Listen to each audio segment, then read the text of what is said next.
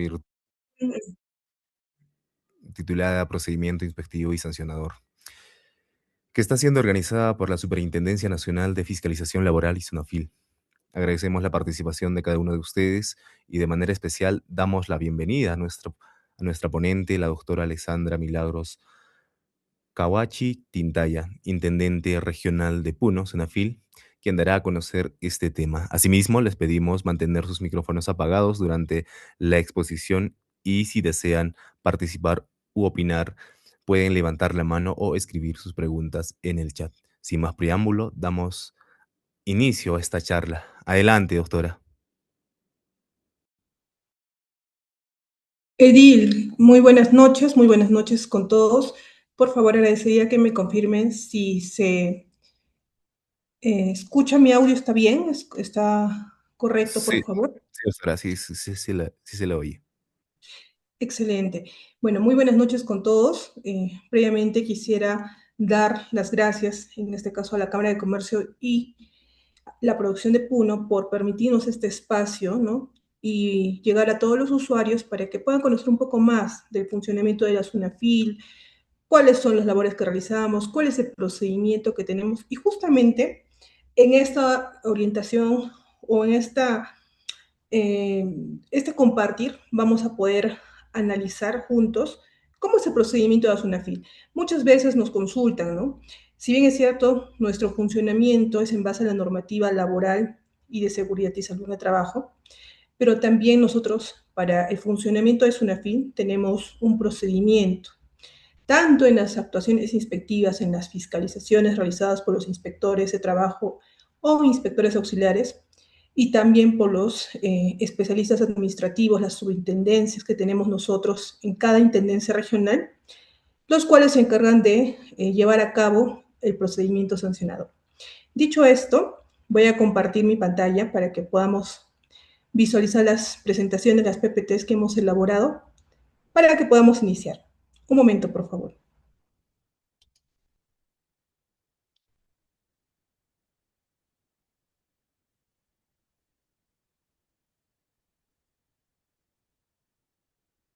Listo. Por favor, me confirman si se visualiza mi pantalla.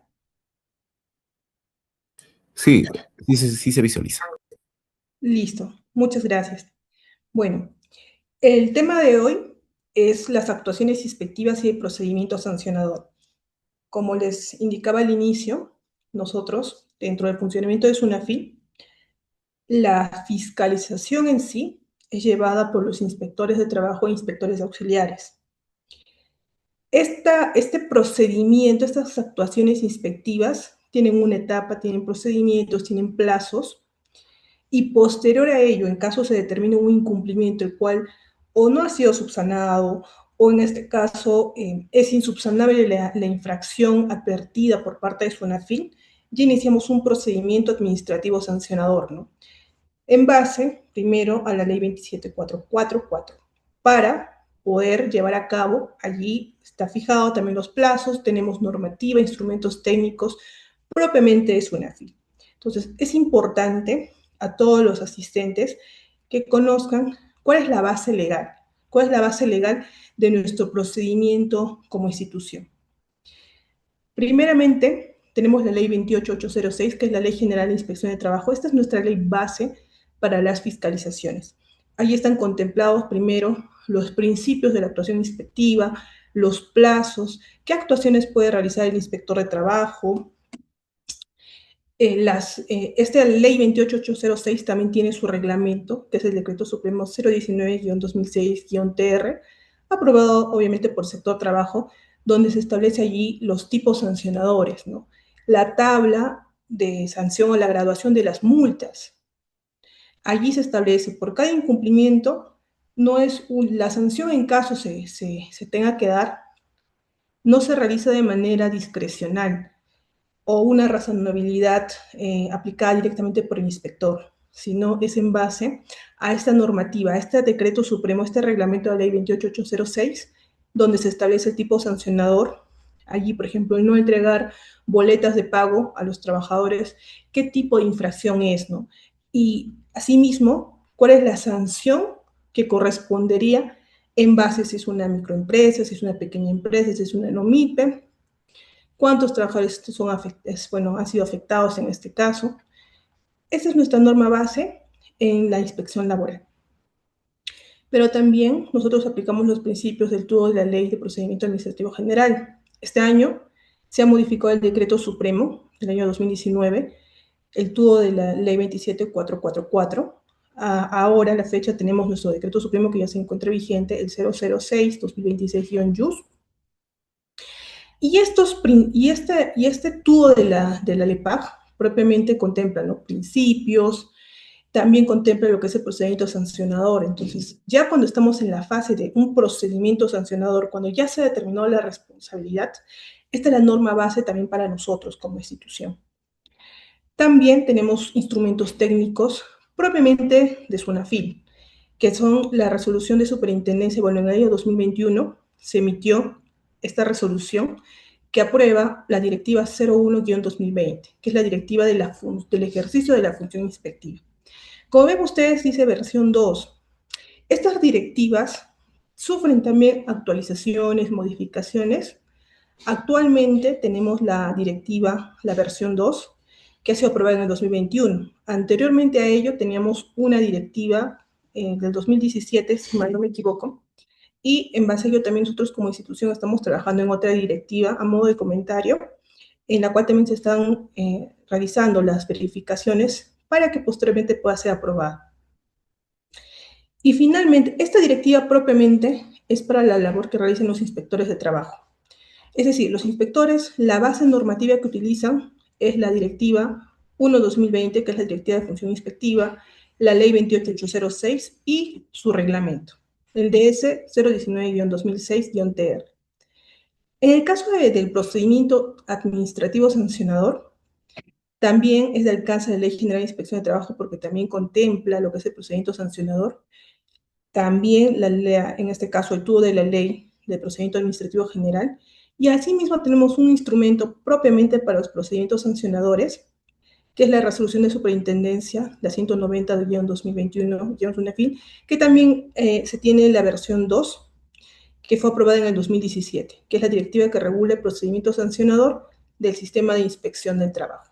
Entonces, esta es nuestra base legal. Esta base legal también está publicada en nuestra página oficial. Si ustedes entran a NIT, que es Normativa de Inspección de Trabajo, NIT-SUNAFIL, pueden descargarlo, o también en este caso de las leyes o los reglamentos a través del SPIG.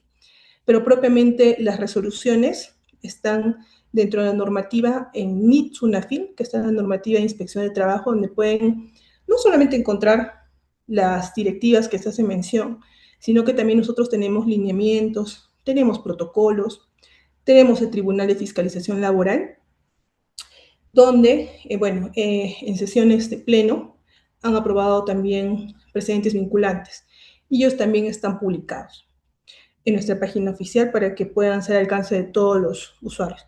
También tenemos aplicativos, lo vamos a ver más adelante para que también ustedes puedan visualizarlo.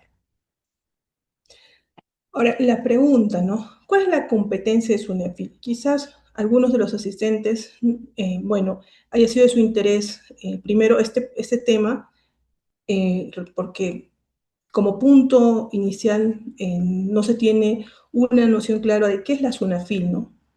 ¿A qué se dedica la SUNAFIL? Entonces, podemos definirlo como aquel organismo técnico que vigila y exige el cumplimiento de normas legales, reglamentarias y también convencionales y condiciones contractuales. En cuanto a normas legales y reglamentarias, creo que no hay mayor duda, porque propiamente, por ejemplo, en el caso del Decreto Legislativo 728, el TUO del Decreto Legislativo 728, propiamente son normas legales, su reglamento, pero en el caso de convencionales y condiciones contractuales, ¿no? ¿A qué se refiere ello? Muchos empleadores y trabajadores a través de sus representantes suscriben lo que son convenios colectivos. Y esos convenios colectivos tienen rango de ley también. Entonces, ¿qué pasa si se suscribe un convenio colectivo entre el empleador y en este caso una organización sindical, ¿no?, que se pacte algún beneficio? Entonces, si aquí, pese a que se ha pactado este acuerdo y no se da cumplimiento, nosotros como SUNAFIL también intervenimos. ¿Por qué? Porque la norma nos faculta.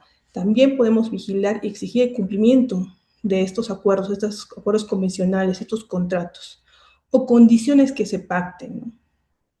Condiciones, en este caso, por ejemplo, el tema de movilidad, ¿no? Que en este caso mi empleador me facilite a mí para poderme trasladar a mi centro de trabajo una condición de trabajo, una condición para que pueda trasladarme, que dentro de mis boletas se aplique el concepto de movilidad. Un ejemplo. Todo ello contempla normativa en orden sociolaboral, así lo denominamos, en este caso aquellos que comprenden pagos de conceptos remunerativos, en este caso acuerdos por convenios colectivos, pero también nosotros vigilamos y exigimos el cumplimiento de la seguridad y salud en el trabajo. Hace poco hemos estado en el Día Mundial de la Seguridad y Salud en el Trabajo, el 28 de abril, y como SUNAFIL y la casuística que se nos presenta en distintas regiones, en la misma capital, existen muchos accidentes de trabajo, ¿no? Entonces, nuestra labor es constante y también es, en este caso, hacer ese seguimiento, hacer esa exigencia a los empleadores. ¿Para qué? Para que ellos puedan aplicar y tener presente lo que establece la Ley de Seguridad y Salud en el Trabajo, ¿no? El principio de prevención, que es fundamental. En el caso de los accidentes, siempre va a haber causas. Puede ser causas ya sea por condiciones propiamente del trabajo, por acciones propiamente del empleador, pero tiene que haber esa investigación. Lo que busca propiamente la Ley de Seguridad y Salud del Trabajo, con toda la normativa, su reglamento, es evitar ese tipo de accidentes. Entonces, a través de estas normativas se dan las pautas, cuáles son los documentos de gestión que debe tener el empleador y también que debe aplicar para, en este caso, resguardar la seguridad y salud de los trabajadores. Ahora, en el tema de la competencia, ¿no? Quizás haya dudas en este espacio. ¿Cuál es la competencia de SUNAFIL? Muchas veces se presenta, no solamente aquí en Puno, en otras intendencias regionales nos hacen la consulta, ¿no? Los trabajadores que están contratados bajo el decreto legislativo 1057, los famosos CAS, los trabajadores 276, que a veces también se ven mellados, ¿no? En este caso sus derechos laborales, y vienen y nos consultan, ¿no? Por los hechos que ellos narran, sí se advierte posiblemente un incumplimiento laboral, pero como SUNAFIL y bajo un principio de legalidad que nos ceñimos todos los funcionarios bueno, y servidores que laboramos en el sector público, nos ceñimos en el principio de legalidad. Es decir, nuestra competencia propiamente es el decreto legislativo 728, es decir, el régimen de la actividad privada. Nuestra competencia, en base a nuestra ley de creación, nuestra ley 28806, no establece o no nos faculta esa competencia de poder realizar una fiscalización respecto a los derechos de los trabajadores CAS o trabajadores 276.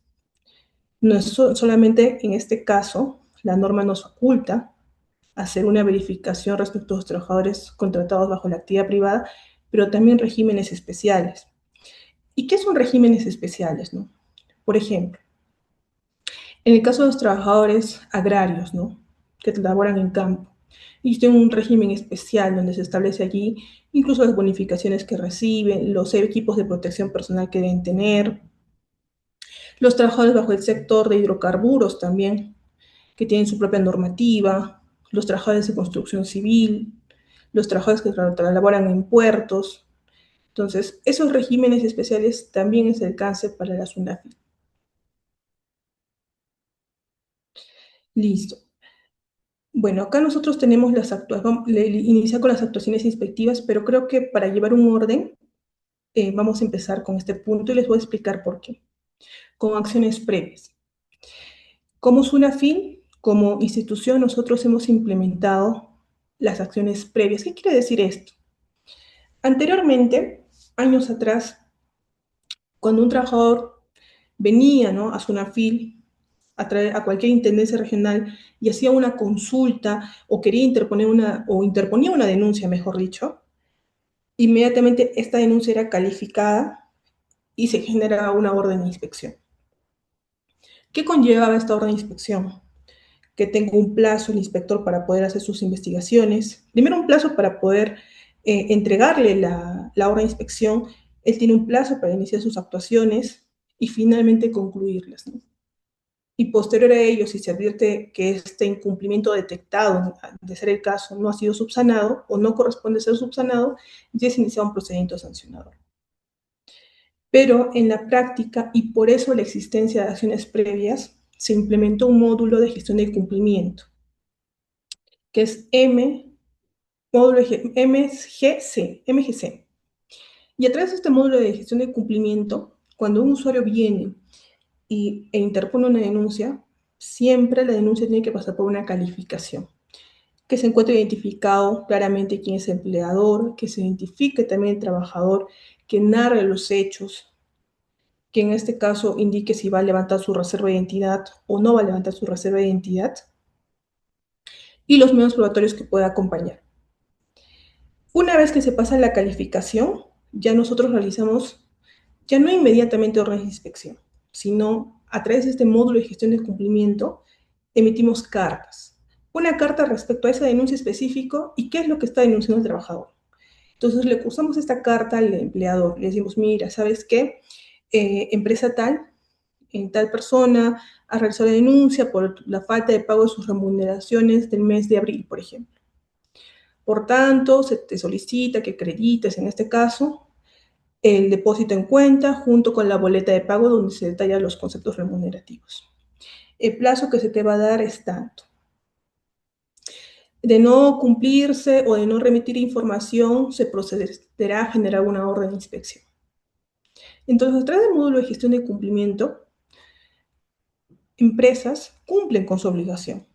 Presentan en este caso los documentos que se les pide, se confirma también igual con el trabajador, en caso también se pueda realizar, nos podemos contactar con el trabajador, que se ha cumplido con su pago, entonces se archiva el caso. Ya no amerita que se genere una orden de inspección, que el inspector tenga un plazo de 30 días o de 20 días hábiles para que haga sus actuaciones inspectivas. Entonces, es un procedimiento mucho más célere, más rápido, no está inmerso en un procedimiento inspectivo. Por ello también, justamente aquí en la PPT indica, ¿no?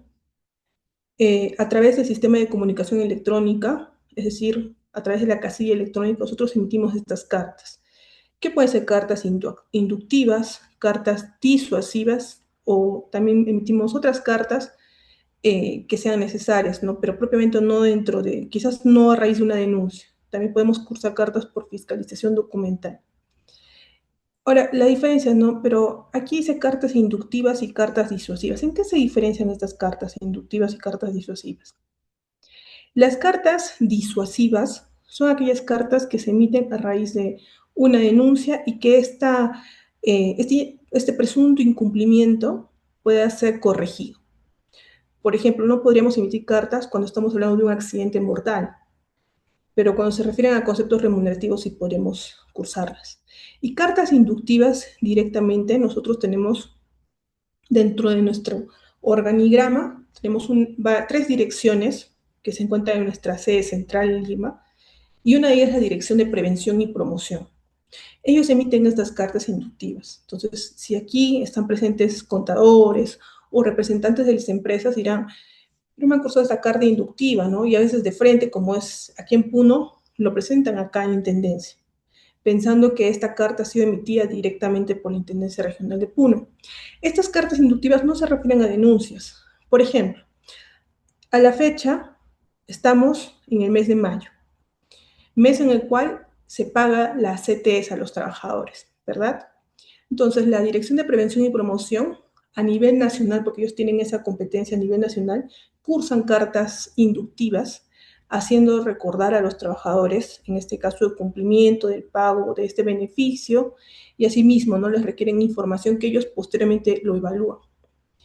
Esa es la diferencia. Ahora, también, ello no significa que ustedes, en este caso, como usuarios o como representantes del empleador o como contadores que se encargan de estos procedimientos, no puedan presentarlo en la Intendencia Regional, ¿no?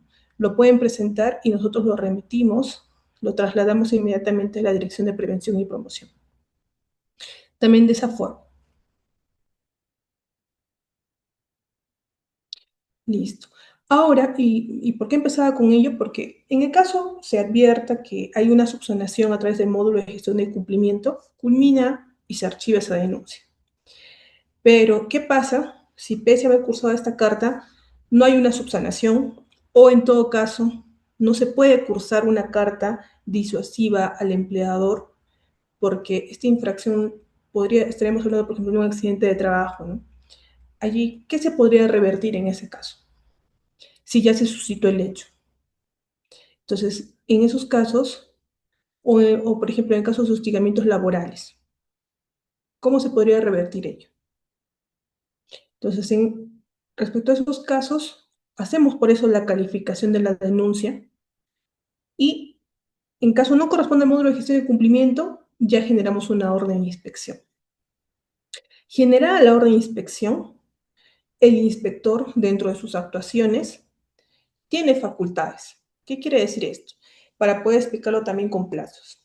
Se presenta la denuncia, se hace la calificación dentro de los 2 días hábiles. Si hay una subsanación, que debe hacer el trabajador, por ejemplo, no ha identificado correctamente el empleador o ese requisito lo ha omitido. Entonces, les acusa una carta y se le indica, ¿sabes qué? Esta es la observación en tu denuncia, subsánalo. Se da ese placito, ellos subsanan y con ello analizamos íntegramente la denuncia y la subsanación. Si corresponde al módulo de gestión de cumplimiento, lo pasamos al módulo. Si no corresponde, generamos orden. La orden de inspección es aquel documento que se emite por la autoridad competente, por en este caso, en todas las intendencias regionales, por la Subintendencia de Fiscalización e Instrucción, y en Lima por la Subintendencia de Fiscalización. Así es la denominación de esta unidad orgánica. Y ellos emiten una orden donde se identifica primero la fecha de emisión, quién es el inspector que está a cargo, cuál es el plazo que se tiene, a quién está dirigida esta orden de inspección, quién es el sujeto inspeccionado, qué es lo que se va a verificar y obviamente la identificación del inspector. Una vez que el inspector recibe esa orden, él tiene un plazo conforme a ley, dentro de los 10 días hábiles, él puede realizar sus actuaciones. Puede ser el día 1, el día 2, 3 o el día 10. Entonces, hace sus actuaciones. ¿Qué actuaciones realiza un inspector de trabajo? Un inspector, en este caso, realiza, quizás para que sea más didáctico, estoy pasando las presentaciones, una comprobación de datos. Por ejemplo, los inspectores tienen acceso a la planilla electrónica, entonces ingresan a la planilla, pueden ingresar en este caso al consulta REMIPE, ¿no? Donde se evidencia si esta empresa está constituida como microempresa, como pequeña empresa o es una no MIPE. También puede realizar requerimientos de información dentro del plazo que tiene la orden de inspección. Puede requerir información al empleador por la casilla electrónica o también si es que hace una visita puede hacer requerimiento, donde principalmente, obviamente, y acá un punto muy importante, la información que se les pide es en mérito a la orden de inspección, en mérito a las materias que se van a inspeccionar. Por ejemplo, si la orden es de pago de gratificaciones o de CTS, específicamente no se va a pedir pago de utilidades, porque propiamente se centra en la fiscalización en sí. Requiere información, le da un plazo, le indica cuál es el medio por el cual debe presentarlo. Muchas veces también, y a modo de comentario, algunas empresas nos llaman, ¿no? Al teléfono nos indican, saben que tengo un requerimiento de información, el plazo va a vencer, pero el documento pesa mucho y no me permite subirlo por la casilla electrónica. Entonces, ¿cómo lo presento? En esos casos se evidencia, ¿no? Ellos indican en su descargo, o en su documento, mejor dicho, en su respuesta, no lo hemos podido subir porque pesa mucho, ¿no? Entonces, lo pueden presentar por mesa de partes y se deriva inmediatamente al inspector. En esos casos. Pero sí o sí, si el inspector dentro del requerimiento de información les precisa que tienen que presentarlo por la casilla, tiene que presentarse por la casilla. Allí se habilita para que puedan presentarlo y dentro del plazo. Porque también, a modo de comentario también, nos ha pasado, ¿no? No puedo presentar la información, pero es porque ya venció el plazo y el sistema mismo no permite que subas documentación porque ya venció el plazo que se ha otorgado. Asimismo, este documento tiene que tener un apercibimiento. ¿Qué significa este apercibimiento? Señor inspeccionado, sujeto inspeccionado, ¿no? Si usted no cumple con remitir la información dentro del plazo otorgado, usted incurriría, mejor dicho, incurriría en una infracción a la labor inspectiva, ¿no? Al deber de colaboración, tipificado en tal tipo sancionador del reglamento de la Ley General de Inspección de Trabajo. Entonces, de esa manera. Por ejemplo, acá le indica, ¿no? En este caso, nuestro sunafilito dice, constituye infracción muy grave a la labor inspectiva. ¿Qué cosa? Cuando niega o no, se niega a proporcionar al inspector comisionado la información solicitada mediante esta modalidad y bajo apercibimiento. Pero también es razonable, como les decía, cuando dice esta modalidad, ¿no? Yo te requiero por casilla, pero no lo he remitido por casilla. No, pero lo remití por mesa de partes porque pesa mucho el documento. No, igual te sanciono. No. Aquí también se analiza y se ve el grado de razonabilidad y también lo que expone el sujeto inspeccionado, ¿no? Entonces, ello también nosotros lo tenemos presente. ¿Qué otras actuaciones también realizan los inspectores de trabajo, inspectores auxiliares? Las visitas a los centros de trabajo. Entonces, en estas visitas pueden hacer recorridos dentro del centro de trabajo o puede directamente, digamos, requerir cierta información respecto a la orden de inspección específica. Se firma siempre la constancia de actuaciones inspectivas del inspector. Cada actuación que realice, si va a la visita, allí indica, ¿no? Por qué ha ido, qué es lo que ha pedido, firma y firma en este caso la persona con quien se entendió esta diligencia. Ojo, acá también un punto muy importante que también se ha presentado, ¿no? ¿Qué pasa si, a ver, dentro de las facultades de un inspector, como lo indica aquí, en resaltado, dice, los inspectores comisionados están debidamente acreditados y están facultados a entrar libremente a cualquier hora del día o de la noche y sin previo aviso? ¿Qué quiere decir esto? No es que de frente el inspector vaya y te abra la puerta o se le abra la puerta y él ingrese, ¿no? A la fuerza. Lo que indica aquí es, el inspector va al centro de trabajo, toca la puerta, se presenta, le dice cuál es el motivo de su visita y en este caso dice, necesito hacer un recorrido, necesito ingresar al centro de trabajo. Entonces, por favor, en todo caso, que esa persona es la persona responsable para poder explicarle el motivo de mi visita, ¿no?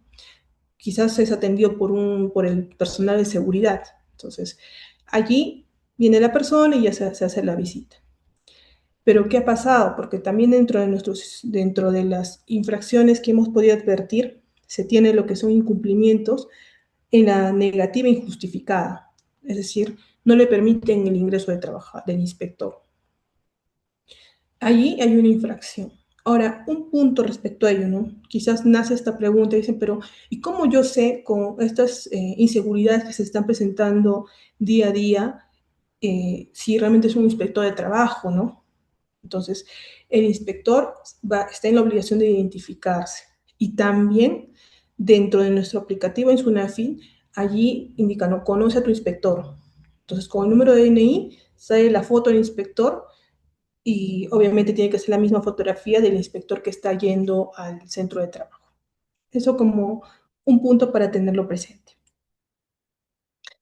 ¿Qué otras actuaciones puede hacer el inspector para poder analizar todo este caso, analizar si ha habido algún incumplimiento? Hemos visto comprobación de datos, visitas, requerimientos de información, pero también está la comparecencia, ¿no? Antes de pandemia, las comparecencias eran de manera presencial en las instalaciones de Sunafin. Pero posterior a ello también se implementó las comparecencias virtuales, ¿no? Se pueden hacer comparecencias virtuales, presenciales, incluso la comparecencia se puede hacer en lugar distinto a las instalaciones de Sunafil, como puede ser en el centro de trabajo. Entonces, aquí también, así como se tiene el lapso de la tolerancia de 10 minutos para poder ingresar al centro de trabajo, que dice acá no medir más de 10 minutos, igualmente en las comparecencias. Si el sujeto inspeccionado no se encuentra presente en la hora citada, el inspector debe esperar su concurrencia hasta un lapso de máximo de 10 minutos. Pasar esos 10 minutos, ya en todo caso, levanta su constancia de actuaciones indicando que nadie se presentó. Y aquí la pregunta también, ¿y qué pasa si se presenta el representante, pero no tiene ningún documento que acredite que es un representante de la empresa?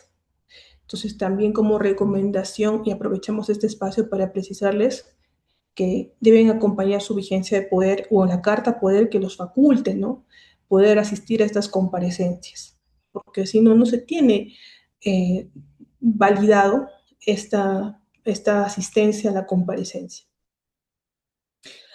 En el caso de las comparecencias también se les notifica. En la comparecencia siempre hay una programación. Se cursa un requerimiento de comparecencia donde se especifica el link si es de manera virtual, si es dentro de las instalaciones de la SUNAFIL, de la Intendencia Regional o en otras instalaciones. También se especifica. ¿Qué es lo que qué es lo que se va a requerir en la comparecencia? Porque la comparecencia también nos permite no solamente el conversar con el representante y recabar información o declaraciones, sino también recabar declaraciones, pero en base a documentación. Entonces, se le pide documentación relacionada a la orden de inspección y también hay un apercibimiento, ¿no? Que no constituirse estaría inmerso en una infracción. En el caso si no se asiste, la tipificación es una infracción muy grave y está tipificado dentro del Decreto Supremo, el 019-2006, que hemos visto que es el reglamento de la ley 28806, en la 4610, que es una infracción muy grave. Ahora, también tenemos otra tipificación aquí, ¿no? Nos dice, si el sujeto inspeccionado o su representante brinda su declaración sobre los hechos o circunstancias con relevancia inspectiva bajo percibimiento de ser sancionado por falta de colaboración. En este caso, si no brinda, acá diría, el sujeto inspeccionado o su representante no brinda su declaración sobre los hechos o circunstancias, también constituiría una infracción. De nada serviría en este caso cuando nosotros vamos, nos atienden, pero no nos brindan la información que se tiene. Aquí un punto también que se identifique es que hay infracciones a la labor inspectiva propiamente por estos incumplimientos, ¿no? A veces por desconocimiento por parte del empleador en cuál es la facultad que tienen los inspectores. Pese a que se les puede indicar, o mejor dicho, se les debe indicar y se les indica, pero a veces consideran de que no, o sea, que no propiamente eso ameritaría una sanción. Pero aquí estamos viendo que sí amerita una sanción. Y estas infracciones, ojo, puntualmente, son infracciones insubsanables. No se puede revertir la obstrucción o la falta del deber de colaboración con la inspección del trabajo. Entonces, estamos viendo que los inspectores pueden realizar estas actuaciones. Hemos visto, por ejemplo, ya con estas modalidades, vemos qué facultades tienen los inspectores. Por ejemplo, hemos visto en el tema de visitas, ¿no? Entrar libremente a cualquier hora del día o de la noche, sin previo aviso en todo centro de trabajo, establecimiento o lugar sujeto a inspección. También puede acompañar sus visitas en este caso, por los representantes, por peritos o técnicos que también se estime. También puede acompañarse en este caso por los representantes de los trabajadores. Puede requerir información solo o ante testigos al personal de la empresa, respecto a la orden de inspección propiamente. Ahora, también, y esto, ¿por qué existen estas facultades inspectivas? Porque se ha presentado. ¿Qué pasa si en un recorrido de un inspector advierte, ¿no?, cierto temor de trabajador de hacer una declaración? ¿Por qué? ¿Y por qué señalar esto, no? Dentro de una relación laboral existe un empleador y un trabajador, ¿verdad? El empleador tiene este poder de dirección frente al trabajador. ¿Qué quiere decir esto? Puede aplicar sanciones, descuentos, puede en este caso también iniciar un despido, ¿no? Un procedimiento de despido para extinguir el vínculo laboral. Está sujeto a las órdenes del empleador, obviamente, del trabajador. Entonces, como vemos aquí, el empleador tiene propiamente un área de recursos humanos, un área legal, que pueda utilizarlo, aplicarlo para, en este caso, digamos, aplicar algún descuento, una sanción a un trabajador. No todos los empleadores, porque es la verdad, No todos los empleadores cometen abusos frente a los trabajadores por este mismo poder de dirección que tienen.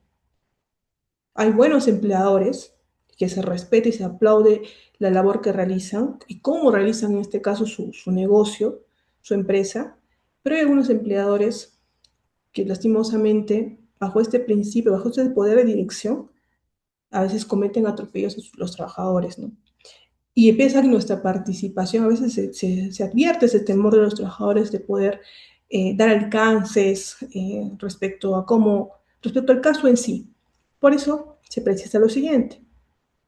Si los trabajadores evidenciaran temor a represalias o carecieran de libertad para exponer sus quejas, los inspectores los entrevistarán a solas sin la presencia de los empleadores o sus representantes, haciéndoles saber que sus declaraciones serán confidenciales. Entonces, ello también lo consideramos porque a veces por esas situaciones que se está comentando suceden, ¿no? También exigir la presencia del empresario, ¿no? Puede exigirlo en el inspector, la presencia del empresario o sus representantes encargados de los trabajadores y de cualquier sujeto incluido en el ámbito de la actuación. Y examina, ¿no?, el centro de trabajo. En el centro de trabajo puede examinar documentos, libros de la empresa. Cuando realiza estas visitas, no solamente es un recorrido y se retira, ¿no?, sino también requiere información y en el acto también puede, o él o la inspectora puede revisar la información que se tenga. Y siempre va a levantar una constancia, ¿no? ¿Qué es lo que se ha realizado? ¿Qué documentos se han visto? Y le entrega una copia, en este caso al empleador, y una copia se queda el inspector o la inspectora. Bueno, hemos visto ya el desenvolvimiento del inspector de trabajo, ¿no? Cómo puede desplegar sus facultades para poder analizar e investigar si realmente hay un incumplimiento en base a la denuncia o también en base a un operativo que nosotros podamos realizar o no. Pero ¿qué pasa si se trata de un incumplimiento, no? ¿O qué pasa si estamos ante un accidente de trabajo, un accidente mortal? Entonces, acá los inspectores, también dentro de la norma que hemos visto, en la 019-2016-TR, ese decreto supremo, pueden emitir medidas de advertencia, donde propiamente allí no hay, se advierte un incumplimiento que puede ser corregido en su momento o que lo tengan presente de ahora en adelante, ¿no? Y medidas inspectivas de requerimiento, en los cuales se advierte el incumplimiento, se da un plazo para que puedan subsanarlo y que presenten la documentación que acredita su subsanación. También el inspector puede constituirse nuevamente al centro de trabajo y verificar si la documentación que se ha presentado es acorde con la verdad, ¿no? Pero también puede hacer cierres temporales, paralizaciones o prohibición de trabajos o tareas. Vamos a ver ello, por ejemplo, en qué consiste, ¿no? ¿Será lo mismo el cierre temporal a una paralización? A ver, permíteme. Hemos visto las medidas inspectivas, por ejemplo, dentro de esas medidas inspectivas, ¿no? Medidas de advertencia, medidas de requerimiento, medidas inspectivas de paralización y prohibición inmediata de labores. Vemos acá en la imagen un inspector que aquí está poniendo un cartel, ¿no? Al parecer es una obra de construcción civil, por lo que vemos, y dice paralización de trabajo. Desde, esto lo completa el inspector, ¿hasta cuándo? Si esta paralización es total o parcial. ¿Y cuándo se da una paralización de trabajo, no? Por ejemplo, aquí vemos, porque también se detalla, por riesgo grave e inminente en la salud de los trabajadores. Entonces, ¿qué pasa aquí?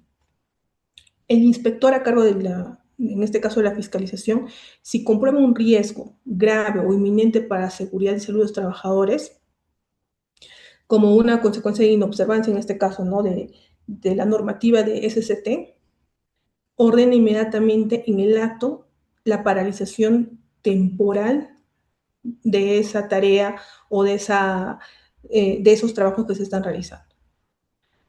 Por ejemplo, ¿no?, en el caso se realiza una visita en obra y se evidencia de que allí los andamios sobre los cuales están trabajando los trabajadores están sobre una base que puede ocasionar la caída de los trabajadores, ¿no? El andamio propiamente no tiene esa seguridad que pueda eh, sopesar o puede, a los trabajadores, ¿no? Entonces, allí hay un riesgo grave e inminente porque un trabajador trabaja en altura y se puede caer y puede sufrir un accidente de trabajo. Entonces, allí se puede hacer una paralización de esta tarea, ¿no?, que se está realizando. ¿Y qué nos indica? Nos indica que las órdenes de paralización o prohibición de los trabajos son inmediatamente ejecutadas y se formalizan a través de una acta, ¿no?, o por cualquier documento, pero que sí se especifique en este caso esta paralización.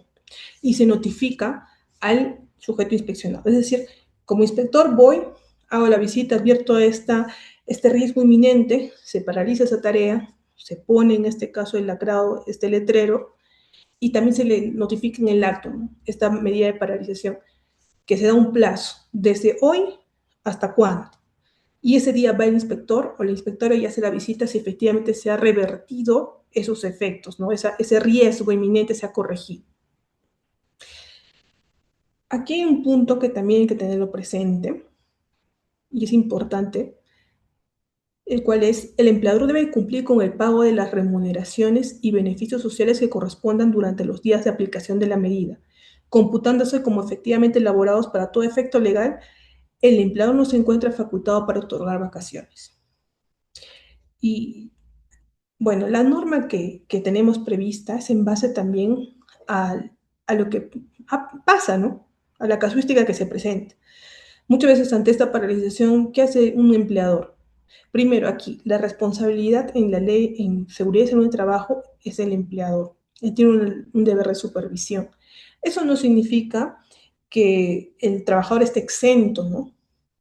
El trabajador, así como tiene derechos, tiene obligaciones, que es: si el empleador ha habilitado o tiene un sistema de gestión de seguridad en un trabajo, tiene un comité, tiene un plan anual de capacitaciones, tiene su identificación de peligros y evaluación de riesgos, le otorga a sus trabajadores su equipo de protección personal, les da las capacitaciones. Y pese a eso, por ejemplo, el trabajador no los utiliza, ¿no?, sus CPPs,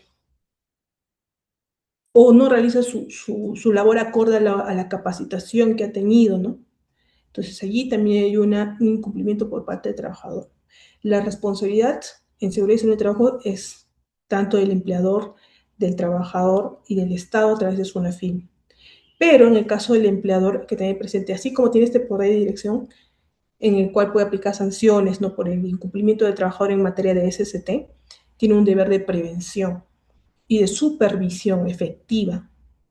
Es decir, que todo su sistema de gestión que ha implementado realmente se cumpla. Y si no se cumple, pese a que yo lo doy, ya, yo tengo un reglamento interno de seguridad en un trabajo, identifico el incumplimiento por parte del trabajador y dejo constancia de ese incumplimiento, puedo en este caso llamarle la atención para que pueda corregir esa conducta. Esa es una supervisión efectiva también, ¿no?, que evidencie que todo lo que ha aplicado e implementado en su centro de trabajo realmente se realice, sea efectivo. Si se suspende, se paraliza, mejor dicho, estas tareas, no se puede dar vacaciones al trabajador pese a que tenga vacaciones pendientes de goce. Ni tampoco se puede aplicar un descuento, porque aquí siempre, por eso la responsabilidad también recae en el empleador, porque si el trabajador no cumple, ¿quién debe llamarle la atención? Es el empleador. ¿Quién debe tener una supervisión efectiva? El empleador. El empleador tiene una gran responsabilidad frente a los trabajadores en el tema de seguridad en el trabajo, es fundamental. Ahora, otro punto: el inspector encargado se encuentra en la obligación de comunicar sobre otros establecimientos a cargo del sujeto inspeccionado en los cuales podría existir graves y similares riesgos, para que se disponga inmediatamente la fiscalización correspondiente. Eso directamente es del inspector hacia la institución.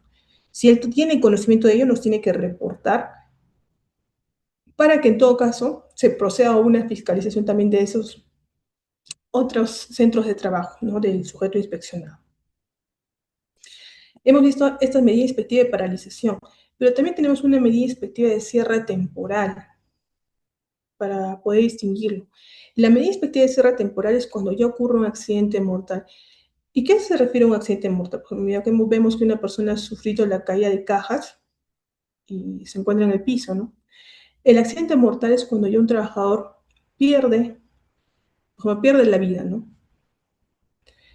¿Y qué se realiza en esos casos? El inspector encargado de las actuaciones inspectivas puede ordenar, puede también, analizando el caso, puede ordenar el inmediato cierre temporal del área de una unidad económica o una unidad, de una unidad económica o del área de una unidad económica o una unidad económica en sí. Acá hay un plazo que ya prevé la norma.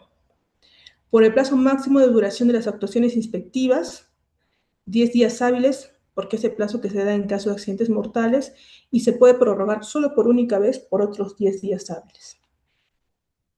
¿Y qué nos establecen? ¿No? Las órdenes de cierre temporal del área de una unidad económica o una unidad económica son inmediatamente ejecutadas y se formaliza también a través de un acta o cualquier documento por escrito donde se precise, ¿no? Por qué se está haciendo este cierre temporal y se notifica inmediatamente también al sujeto responsable. El empleador, al igual que las medidas de paralización, no puede otorgar las vacaciones a los trabajadores que laboran en esa unidad económica o en esa área de la unidad económica, ni tampoco puede aplicar descuentos. Igual, ¿no? Nos comunica a nosotros como SUNAFIL, en este caso su intendencia donde labora el inspector, si tiene conocimiento de otros centros de trabajo donde se identifique ello, ¿no? Donde haya existir riesgos, riesgos inminentes a la seguridad y salud de los trabajadores. Aquí, por ejemplo, como también para comentarles, el año pasado también hubo un accidente, ¿no? En la selva, donde se evidenció que esa unidad donde laboraban los trabajadores y donde la trabajadora sufrió este accidente mortal que realizaba propiamente, trabajaba con maquinaria que cortaba, tuvo este accidente y falleció. Entonces allí junto con él laboraban otros trabajadores, haciendo la misma función y la forma como lo realizaban, lo practicaban, que no era la correcta, era la misma que realizaba el trabajador que sufrió el accidente. Allí se aplicó el cierre temporal. Entonces, el inspector tiene esa facultad en virtud de la visita que realiza a raíz del accidente mortal, si estima emitir esta medida de cierre temporal. Una vez que se culminan las actuaciones inspectivas, es decir, ya se culminó el plazo otorgado, por ejemplo, aquí tenemos brevemente el procedimiento inspectivo en resumen de lo que hemos visto. Hemos visto que se empieza con una denuncia, puede ser a través de un operativo de oficio por parte de SUNAFIL, se genera una orden de inspección, hemos visto qué conlleva, qué requisitos tiene la orden de inspección, qué datos, el inspector que se asigna el caso, qué actuaciones realiza para desplegar, en este caso, su teoría del caso, no investigar, qué medidas puede emitir el inspector a raíz de, en caso advierte incumplimientos, y finalmente, cómo culmina sus actuaciones. Así como se identifican casos en los cuales no se revierte el incumplimiento y se emite consecuentemente un acta de infracción, también tenemos casos en los cuales el sujeto inspeccionado ha podido corregir su conducta, quizás ya no en el módulo de gestión de cumplimiento en esta acción previa, pero dentro del procedimiento inspectivo lo cumple, ¿no? Digamos, paga lo adeudado al trabajador. Entonces, el inspector termina con un informe de actuaciones inspectivas. ¿Qué quiere decir ello? No? Mira, se ha investigado este caso, estos son los hechos que se han constatado, se ha verificado con el inspector, se ha cursado una medida inspectiva de requerimiento, ha subsanado, entonces se advierte la subsanación de la conducta, no correspondería imponer una sanción. Pero ¿qué pasa si pese, digamos, al módulo de gestión de cumplimiento, al procedimiento inspectivo, se identifica claramente y se tiene constatado el incumplimiento, porque eso sí se tiene que tener constatado para que se emite el acta de infracción, no subsanó, ¿no? Entonces se emite el acta de infracción. Entonces allí sí allí se identifica, se tiene evidenciado el hecho, ¿no? Cometido y tiene que tener el acta de infracción tiene requisitos, ¿no? ¿Qué es lo que debe contener el acta de infracción? Y esta acta, posteriormente ya dentro del procedimiento sancionador, se notifica al sujeto inspeccionado. ¿Por qué? Porque esta acta de infracción es el insumo para iniciar el procedimiento sancionador. Como institución, como SUNAFIL, no solamente, o sea, no con el acta ya corresponde y imponerle la sanción, y en este caso decirle, sabes que paga la sanción, ¿no? O realizar los embargos que en caso se tenga que realizar, sino que aquí tenemos un procedimiento posterior a este procedimiento inspectivo, que es el procedimiento administrativo sancionador, que inicia con la imputación de cargos, que va acompañado del acta de infracción y se notifica al sujeto inspeccionado. Entonces, en cuanto al acta de infracción, vemos, ¿no?, qué requisitos deben tener. Primero, el inspector identifica la orden de inspección, la fecha de emisión del acta, cuál es el sujeto inspeccionado, su RUC, si pertenece, si está, se ha acogido al REMIPE o no se ha acogido y desde cuándo, la comprobación de datos que se ha realizado, ¿no? En este caso, las modalidades de actuación. ¿Qué actuaciones ha realizado? ¿Realizó comprobación de datos, visitas? ¿En qué fecha se lo ha realizado? Después realiza los hechos constatados, ¿no? ¿Cuáles son aquellos hechos propiamente que ha identificado a raíz de haber desplegado todas sus modalidades de actuaciones inspectivas, como son visitas, comparecencias, requerimientos? También tiene que precisar en este caso lo que es estos hechos constatados, ¿qué acarrearon? ¿Cuál es la consecuencia? Hay un incumplimiento, y ese incumplimiento, ¿cómo está tipificado en el reglamento de la Ley General de Inspección de Trabajo? Por ejemplo, yo he identificado como inspector que no se ha constituido el Comité de Seguridad y Salud de Trabajo, no tenían comité. O yo he identificado que al trabajador no se le ha pagado la CTS. Entonces, esta conducta identificada se subsume propiamente en el tipo sancionador previsto en el reglamento, donde dice, no constituye una infracción grave el no pago o depósito de la compensación por tiempo de servicios, que se sanciona en la 24.5, tipificado en ese artículo, en ese numeral, que constituye una infracción grave. También tiene que precisar, en este caso, ya he identificado la tipificación, he identificado si es una MIPE, no MIPE, y también ahora voy a identificar cuántos trabajadores han sido los afectados, ¿no? Y en base a eso, propone la sanción, su cuantificación. Las cuantificaciones de los inspectores no es discrecional, no es que para un inspector un incumplimiento sea 1.000 soles y para otro diga, no, para mí son 2.000 soles, sino que nosotros como institución tenemos una tabla de sanciones, tenemos una tipificación de estas conductas y en base a eso se realiza la gradualidad.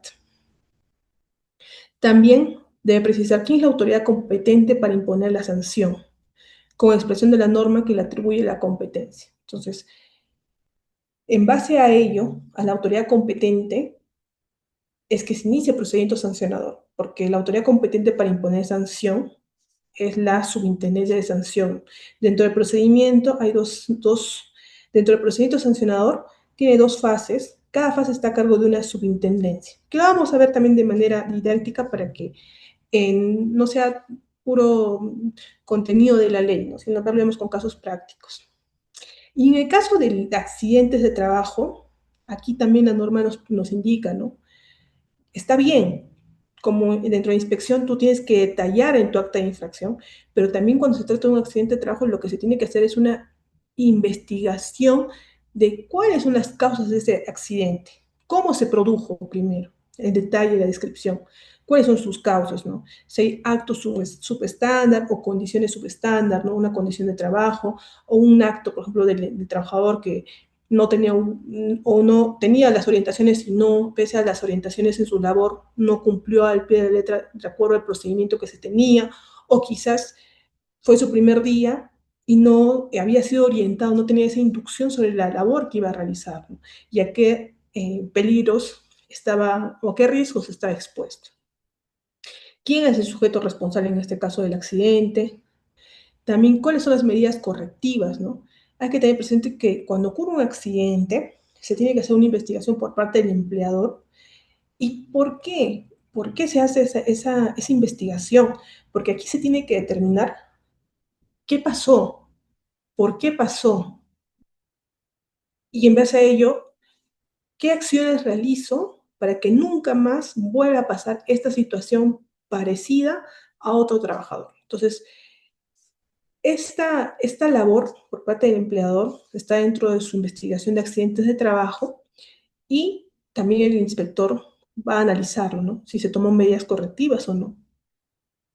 Obviamente respecto al trabajador accidentado ya no hay ninguna medida correctiva, pero respecto a los demás trabajadores sí. Y si a criterio del inspector fueron productos de la ausencia de medidas de seguridad en el trabajo, ¿no? Que se ciñe propiamente para verificar. Falta de una supervisión efectiva, falta de orientaciones, falta de, bueno, en este caso de inducción, falta de EPPs.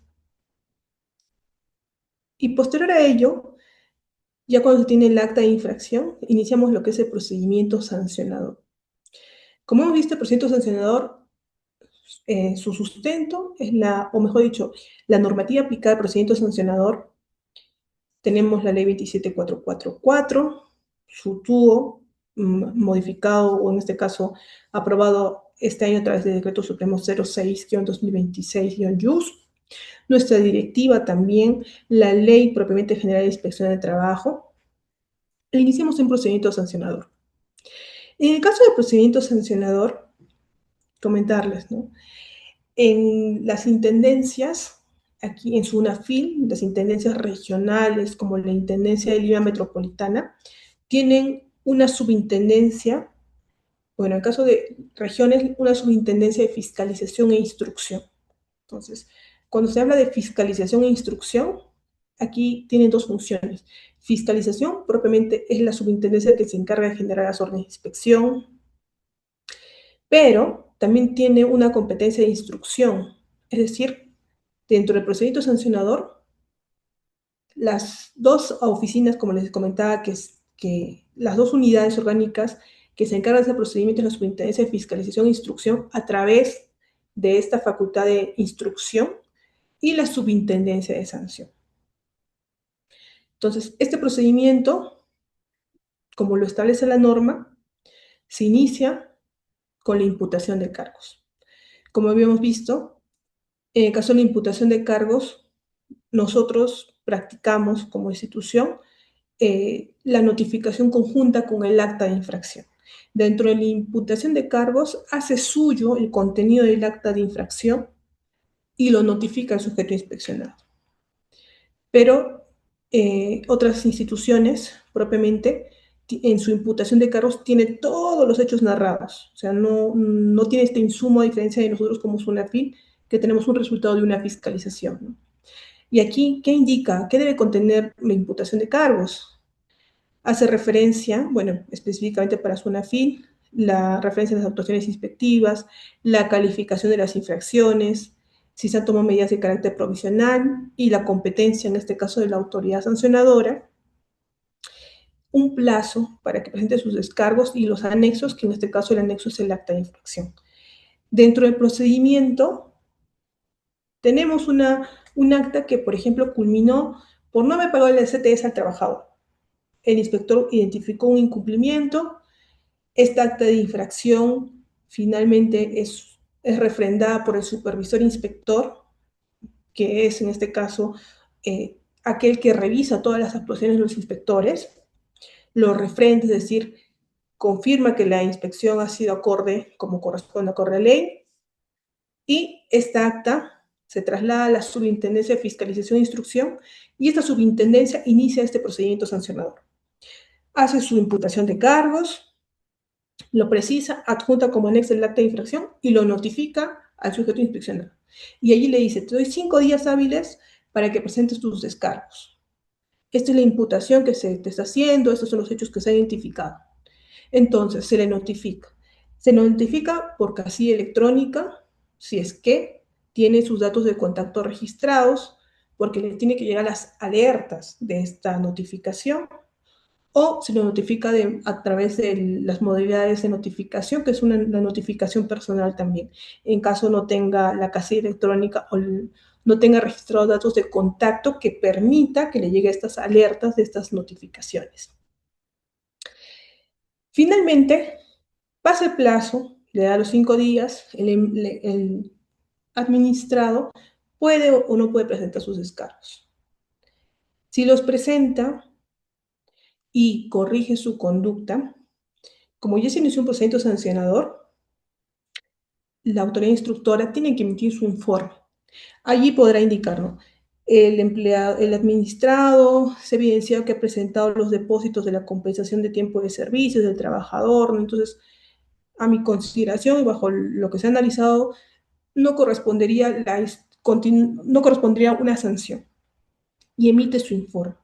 Pero aquí un punto, ¿no? Quizás la pregunta es, bueno, pero se ha subsanado, entonces allí debería quedar y debería archivarse. No, la respuesta es no. Un procedimiento sancionador inicia con la imputación de cargos y necesariamente tiene que culminar con una resolución. Ya la autoridad sancionadora evaluará la recomendación de la autoridad instructora, los antecedentes, los documentos que ha presentado el inspeccionado, pero termina siempre con una resolución. Entonces, emite su informe, ¿no? Ahora, el informe final termina en un plazo que se tiene que emitir dentro de los 10 días hábiles siguientes al vencimiento del plazo que tuvo el administrado para presentar sus descargos a la imputación de cargos. Y ahí hace ese análisis. En el caso, una vez que se emite este informe final de instrucción, se traslada a la subintendencia de sanción, que está a cargo de la fase sancionadora. Igual le da un plazo de 5 días dentro del informe final de instrucción, le notifica, le da 5 días, igual la notificación puede ser por castillo, notificación personal, en caso corresponda, y emite su resolución. Ojo aquí, también el administrador puede pedir el uso de la palabra dentro del procedimiento sancionador, está facultado también para pedirlo. Y aquí también un punto que a veces no lo tienen identificado los empleadores. No es que con el procedimiento sancionador de frente, ¿no? Si el inspector determinó que tu incumplimiento acarreaba una sanción de, no sé, de 10.000 soles, no significa que en la resolución se te sancione, ¿no? Con los 10.000 soles.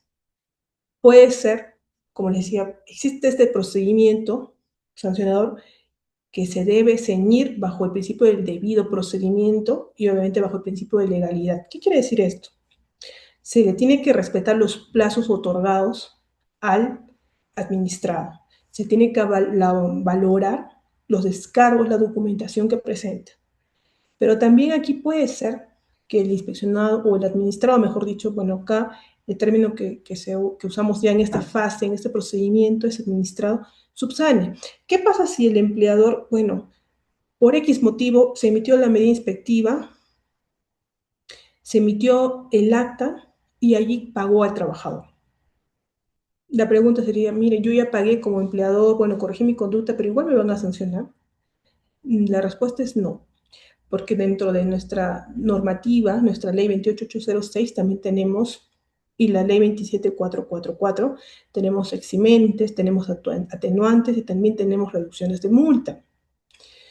En el caso el empleador subsane y corrija su conducta, antes de que se notifique la imputación de cargos, que es el documento inicial con el que inicia el PAS, y acredita que su obligación ha sido realizada, por ejemplo, la imputación se notificó hoy 20 de mayo. Si él acredita, yo depositó el 19 de mayo al trabajador, un ejemplo, y ese documento lo presenta aquí en esta etapa, ¿no? Cuando le dan el plazo para que presente sus descargos a la imputación. O quizás inclusive lo presenta acá con descargos al informe final de instrucción, porque no sé, una situación en que no pudo presentar, en este caso, el depósito en cuenta, ¿no? O no pudo presentar sus descargos por X motivo.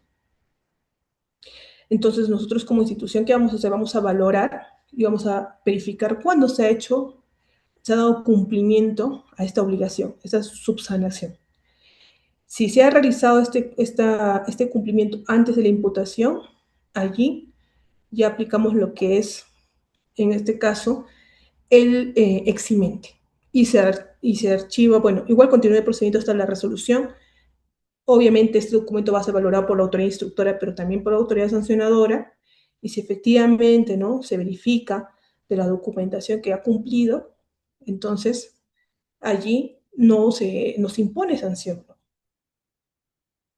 ¿Qué pasa si yo como empleador, bueno, me cursaron la imputación de cargos, me han notificado, estoy dentro de un procedimiento sancionador, pero cumplo, ¿no? Ya me dieron mi plazo para mi notificación de la imputación de cargos. Digamos, me notificaron hoy 20 de mayo.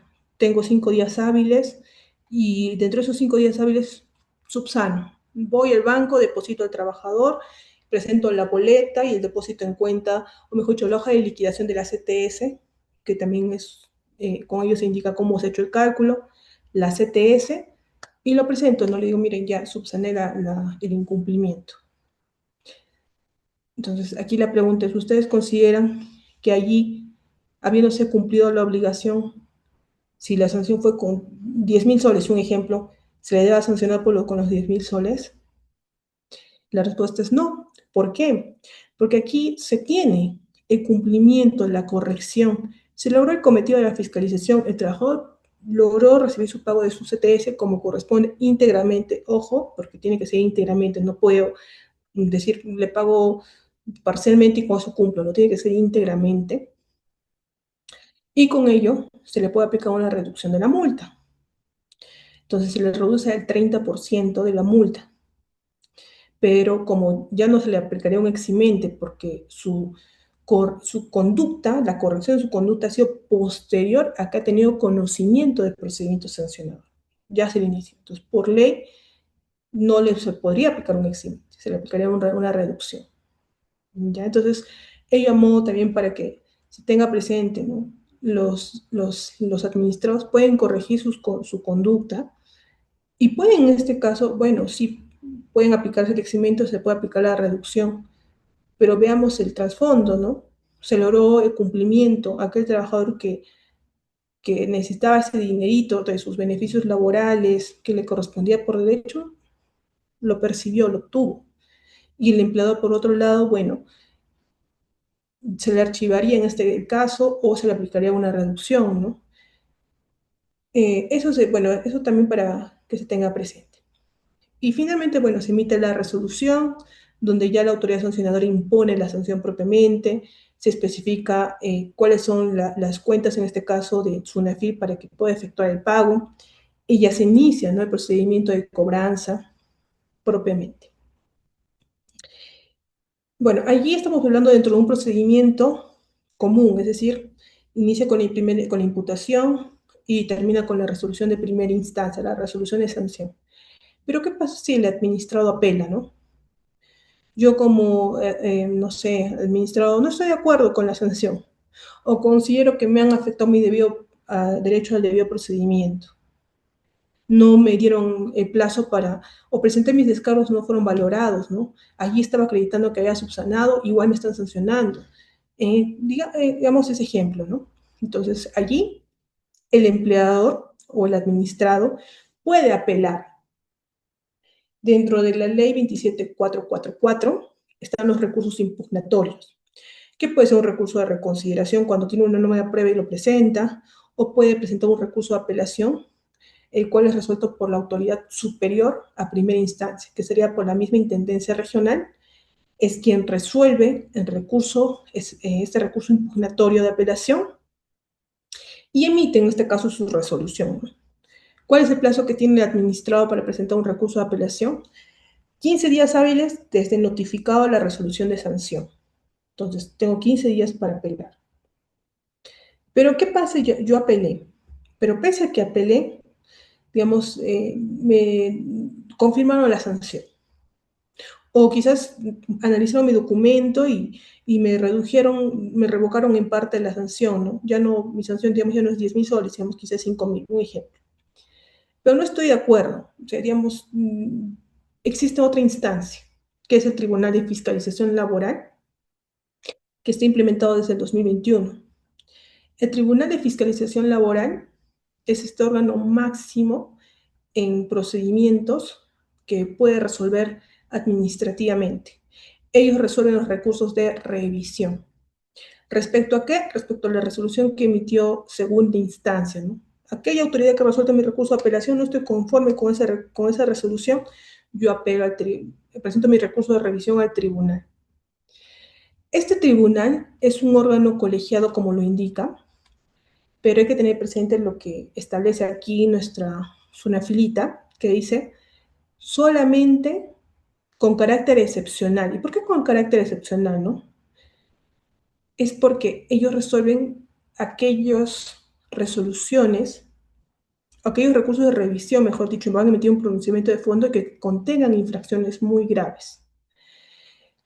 Dentro de las infracciones que nosotros identificamos como SUNAFIL tenemos infracciones leves, infracciones graves e infracciones muy graves, que obviamente estas por el grado, su reprochabilidad se va a, a plasmar en la sanción, porque la sanción es mucho más alta que una infracción leve cometida o una infracción grave.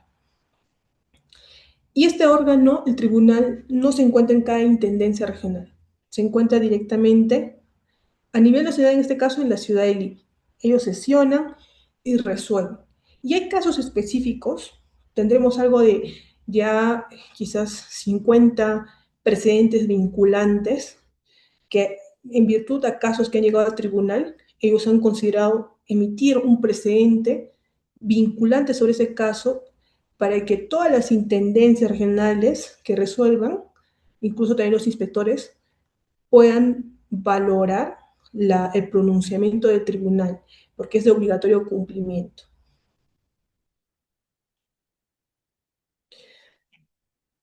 Bueno, sus competencias es resolver en última instancia administrativa los procedimientos que son sometidos a su conocimiento mediante la interposición de recursos de revisión. Pero ¿ante quién interpongo el recurso de revisión, no?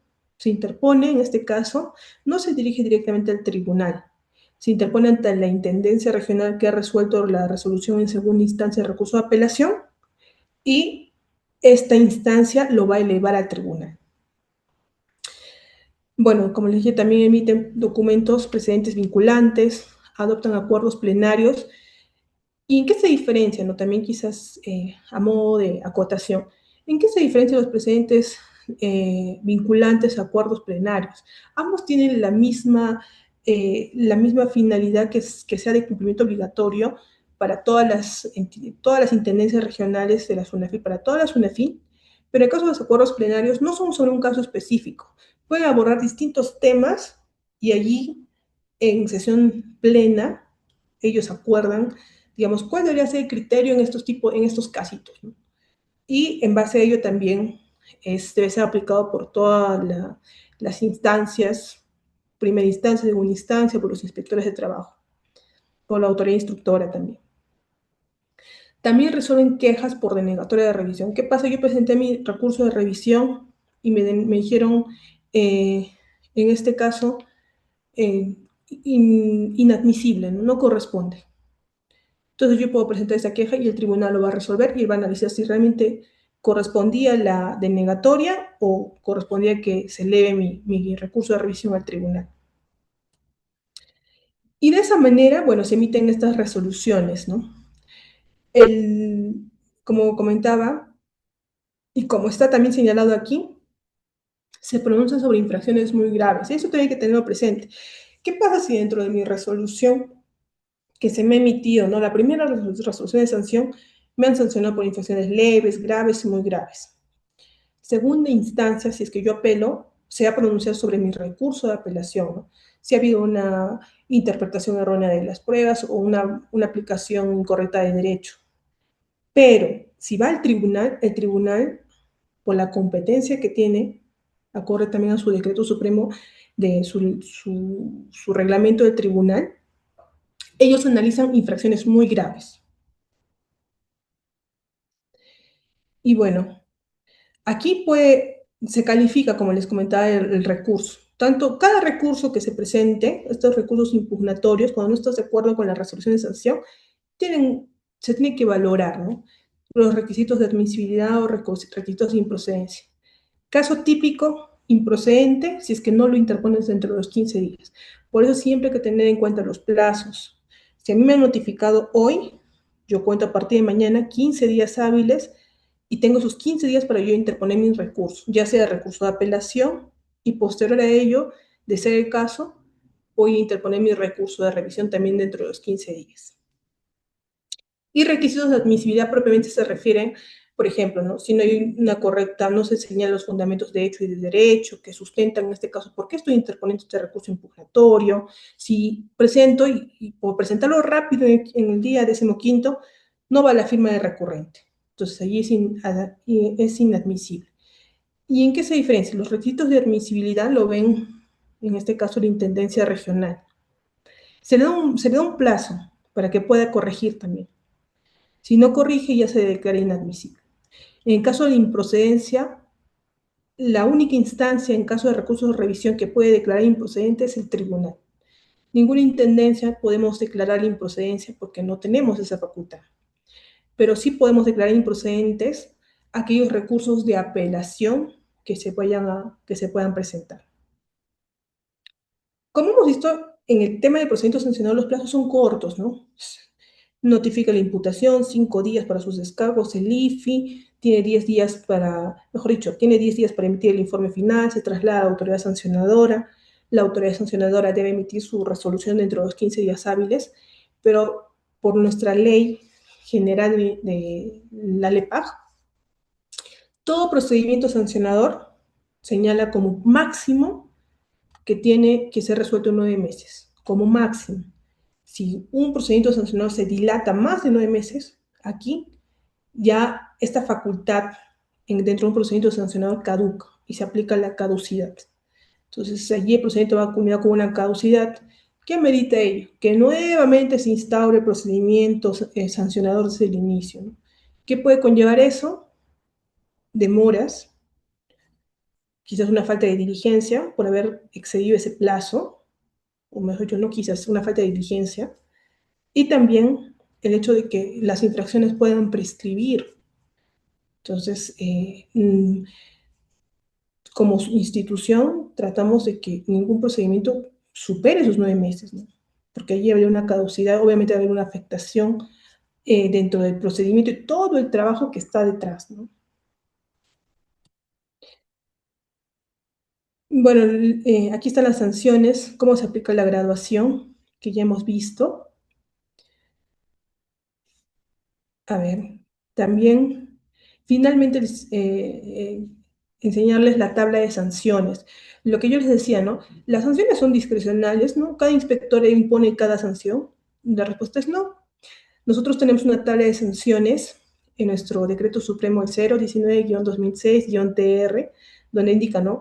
Cuáles son las conductas, cuál es la calificación, si son leves, graves, muy graves, pero también está esta tabla de sanciones. Si estamos hablando de microempresa, pequeña empresa, una no MIPE. Y ojo, si acá hay contadores, no es lo mismo, ¿no? La condición de micro o pequeña empresa ante la SUNAT o ante la autoridad de trabajo, que es las direcciones de trabajo. La condición de REMIPE, ese de registro de micro y pequeña empresa del Ministerio de Trabajo. Este trámite se hace ante la autoridad de trabajo, ante las direcciones regionales de trabajo y promoción del empleo que pertenecen al gobierno regional. ¿Y por qué hago este énfasis? Porque también a veces existe la duda, ¿no? Que consideran que la Dirección Regional de Trabajo es parte de SUNAFIL o que SUNAFIL es parte de la dirección y por tanto parte del gobierno regional. Somos instituciones que, si bien es cierto, es el mismo sector, pero nuestras funciones son distintas. Y dentro de las funciones de la Dirección de Trabajo es ello, ¿no? Analizar en este caso la condición de micro y pequeña empresa. No, acá me corrijo. Dentro del Ministerio de Trabajo dentro de su página oficial se puede registrar, mejor dicho, estas condiciones. Y ese Ministerio de Trabajo, que en este caso en su página de consulta REMIPE, va a aparecer actualizado, ¿no? Desde cuándo tenía esa condición. Y en esta tabla se presenta la cantidad de trabajadores afectados, si ha sido uno, si ha sido dos, si ha sido 10 a más, la gravedad de la infracción, si es leve, grave, muy grave, y en base a eso se realiza, ¿no? El cálculo. El valor de la UIT para este año es de 5.500 y, bueno, aquí ya tenemos la tabla en montos fijos. Sí, nuestro decreto está en porcentajes de la UIT, pero para una mayor ilustración, por ejemplo, estamos viendo, ¿no? Aquí los montos. Por ejemplo, el tema de CTS, ¿no? ¿Qué pasa si no se cumple con el pago de la compensación para los trabajadores que les corresponde este derecho? Entonces, vemos. Por ejemplo, una infracción es una infracción grave. Vemos, mira, de 1 a 10 trabajadores, el monto es 8.635, es un monto alto. Y año a año se va a incrementar en base al incremento de la UIT. Entonces, si la UIT se incrementa el año siguiente, obviamente los porcentajes también van a variar, no van a ser superiores. Eso es en caso de sanciones propiamente, pero también tenemos una tabla específica de trabajadoras del hogar. También como SUNAFIL, verificamos el cumplimiento de los derechos de las trabajadoras del hogar. Vemos aquí los montos que se tienen especificados, si es una infracción leve, grave o muy grave, ¿no? Y bueno, aquí a modo de ilustración los montos, ¿no? Y también especifica también si hay un incumplimiento respecto al tipo, a la tipificación de la 25.7 y 25.18.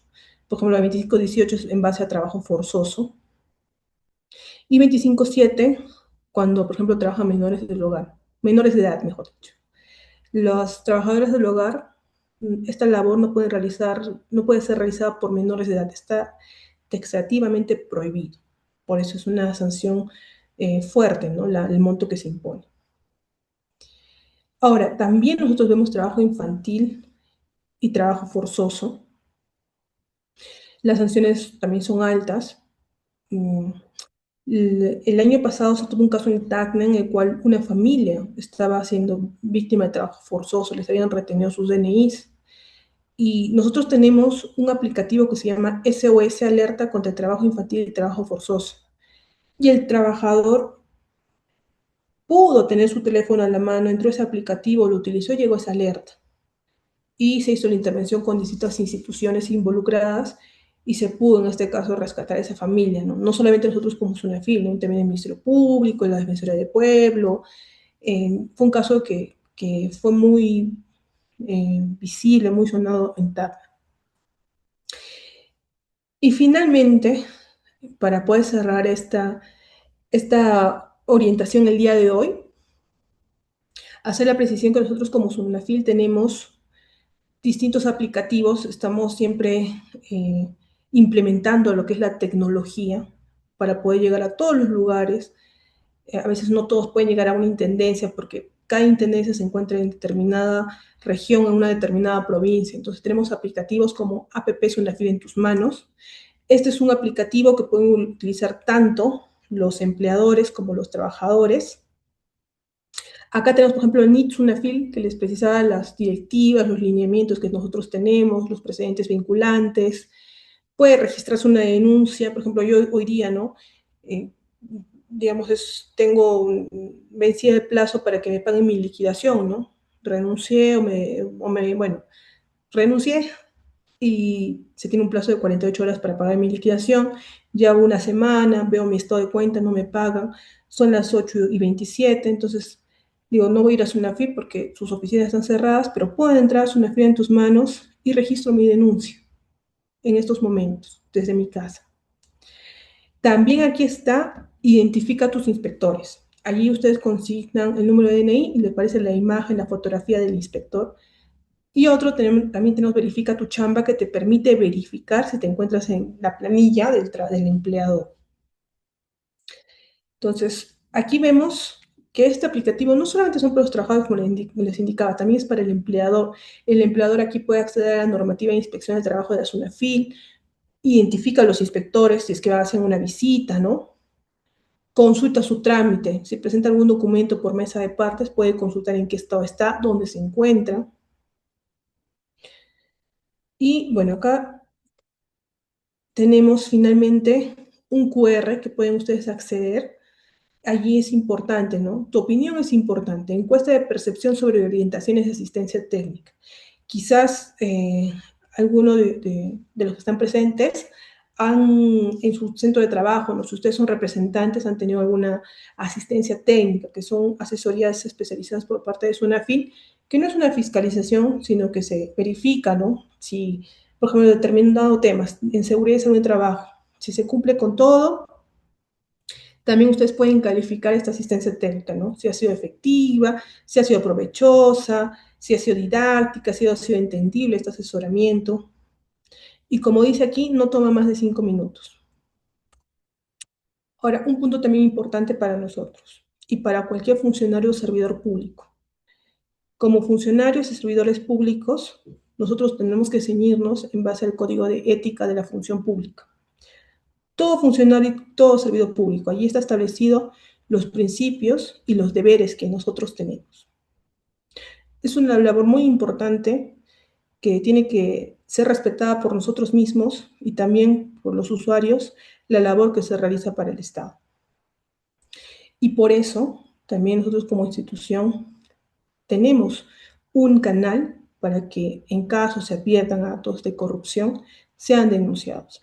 Este canal, que puede ser a través de plataformas únicas de denuncias, correos electrónicos o mesa de partes virtual, que están establecidos, ustedes pueden tomar capturas de pantalla, pueden realizar una denuncia, ¿no? Si lo ven por conveniente, con una reserva de identidad. Creo que la transparencia en los funcionarios y servidores públicos es primordial.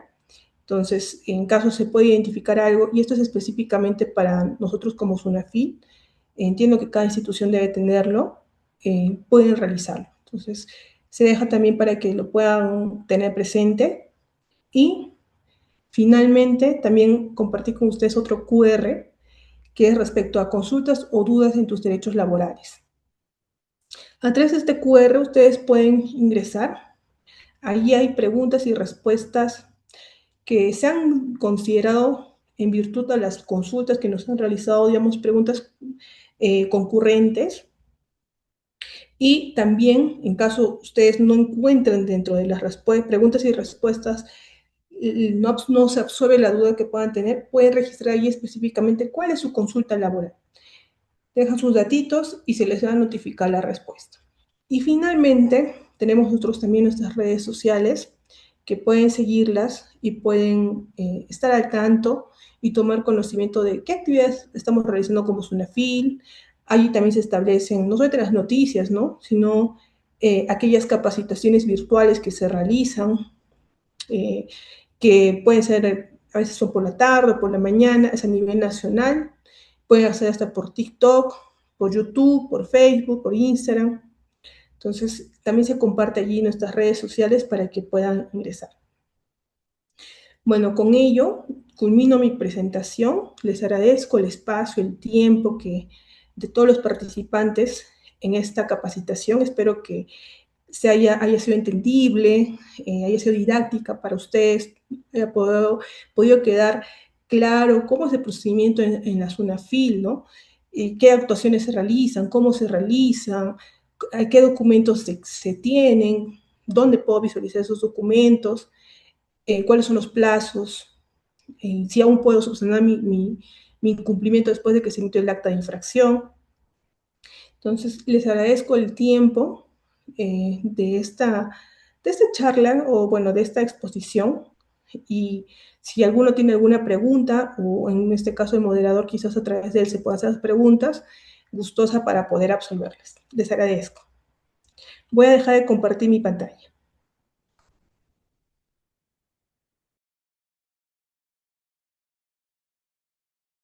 Si hubiese alguna pregunta, por favor.